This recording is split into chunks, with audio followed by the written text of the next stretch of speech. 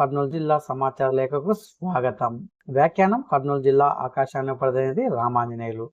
కర్నూలు జిల్లాలో Swachhandhra corporation chairman పర్యటన, P4 ద్వారా పేద కుటుంబాలకు సహాయం, వివిధ అభివృద్ధి కార్యక్రమాలకు మంత్రి టీజీ భరత్ శంకుస్థాపనలు, ఈవ్ టీజింగ్ పాల్పడే ఆకతాయిల ఆట కట్టిస్తున్న కర్నూలు పోలీసులు తదితర అంశాలతో కూడిన కర్నూలు జిల్లా సమాచార లేఖను ఇప్పుడు విందాం.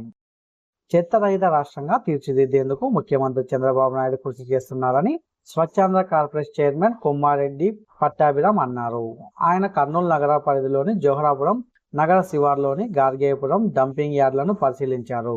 నగరపాలక కార్యాలయంలో అధికారులతో సమీక్షించిన అనంతరం విలేకరులతో మాట్లాడుతూ కర్నూలును చెత్తరహిత నగరంగా తీర్చిదిద్దుతామని, చెత్త సేకరణకు నగరానికి 91 విద్యుత్ వాహనాలు అందిస్తామన్నారు. 3 నెలల్లో ఇవి నగరానికి వస్తాయన్నారు.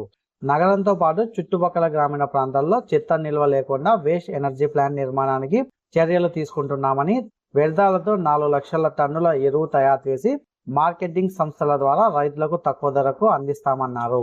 జోహరాపురం డంపింగ్ యార్డ్లో చెత్త నుంచి 15 మెగావాట్ల విద్యుత్ ఉత్పత్తి ప్లాంట్ నిర్మించేందుకు చర్యలు తీసుకుంటున్నట్లు వివరించారు. P4 ద్వారా పేద కుటుంబాలను ఆదుకుంటున్నట్లు కర్నూలు జిల్లా కలెక్టర్ రంజిత్ బాషా పేర్కొన్నారు. స్వర్ణాంధ్ర P4 ఫౌండేషన్ మార్గదర్శి బంగారు కుటుంబం కింద గోనెగొండలకు చెందిన బోయ కౌలుట్లయ్యకు కలెక్టర్ 2 లక్షల చెక్కును అందజేశారు. పేదల జీవితాల్లో వెలుగు నింపేలా స్వర్ణాంధ్ర P4 ఫౌండేషన్ విధానాన్ని ప్రభుత్వం అమలు చేస్తుందన్నారు. కర్నూలు నగరాభివృద్ధికి కట్టుబడి ఉన్నామని, రానున్న రోజుల్లో మరింత అభివృద్ధి చేస్తామని మంత్రి టీజీ భరత్ అన్నారు. కర్నూలు 45వ వార్డు అశోక్ నగర్లోని పలు కాలనీల్లో వివిధ అభివృద్ధి పనులకు శ్రీకారం చుట్టారు.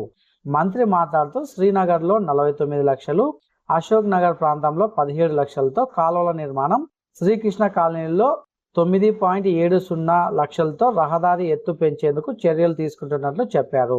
3 నెలల్లో పనులు పూర్తి చేయాలని గుత్తేదారులను ఆదేశించినట్లు తెలిపారు.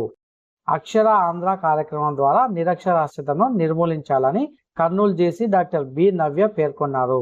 కలెక్టరేట్లోని మినీ కాన్ఫరెన్స్ హాల్లో అక్షరాంధ్ర కార్యక్రమం నిర్వహణపై లైన్ డిపార్ట్మెంట్ అధికారులతో సమీక్షించారు. జిల్లాలో 2025-26 కాలంలో 15-59 ఏళ్ల మధ్య వయసున్న 1,61,914 మంది నిరక్షరాస్యులను అభ్యాసకులుగా నమోదు చేసుకోవాలని తెలిపారు. DRDA, మెప్మా, ద్వామా శాఖలు తమ పరిధిలోని నిరక్షరాస్యులను గుర్తించాలని చెప్పారు. ఈ కార్యక్రమం ఆగస్టు 7 నుంచి వచ్చే ఏడాది మార్చి వరకు సాగుతుందని తెలిపారు. జిల్లాలో 5,75,296 మంది నిరక్షరాస్యులని రానున్న 3 ఏళ్లలో అక్షరాస్యులుగా తీర్చిదిద్దాలని పేర్కొన్నారు. బంగారు కుటుంబాల దత్తత కార్యక్రమం ఈ నెలాఖరులోపు పూర్తవ్వాలని కర్నూలు జిల్లా కలెక్టర్ రంజిత్ బాషా అన్నారు. కలెక్టరేట్లోని సమావేశ మందిరంలో నియోజకవర్గ ప్రత్యేకాధికారులు, ఎంపీడీఓలు తదితరులతో P4 పాలసీ అమలుపై సమీక్షించారు. కలెక్టర్ మాట్లాడుతూ జిల్లాలో 64,128 బంగారు కుటుంబాలను గుర్తించామన్నారు. గ్రామ వార్డులో ఈ నెల 25 వరకు గ్రామ సభలు నిర్వహించాలని చెప్పారు.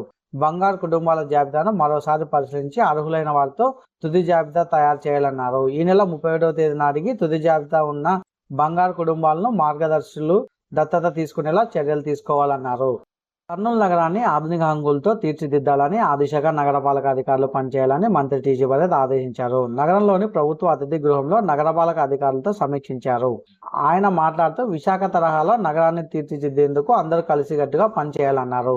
భూమి పూజ చేసిన పనులను నిర్దేశించిన గడువులోగా పూర్తి చేయాలని పేర్కొన్నారు. నాణ్యత ప్రమాణాలు తప్పనిసరిగా పాటించాలని, పనులను ప్రారంభించని గుత్తేదారులపై చర్యలు తీసుకోవాలన్నారు.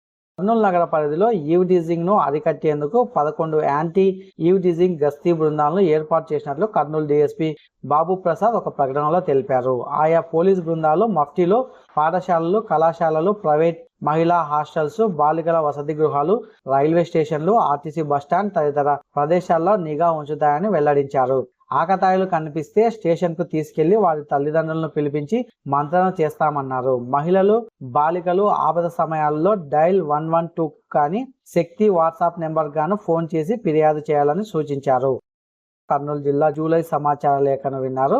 మరిన్ని కొత్త వార్తా విశేషాలతో ఆగస్టు సమాచార లేఖలో కలుసుకుందాం. ఇట్లు కర్నూలు జిల్లా ఆకాశవాణి ప్రతినిధి రామాంజనేయులు.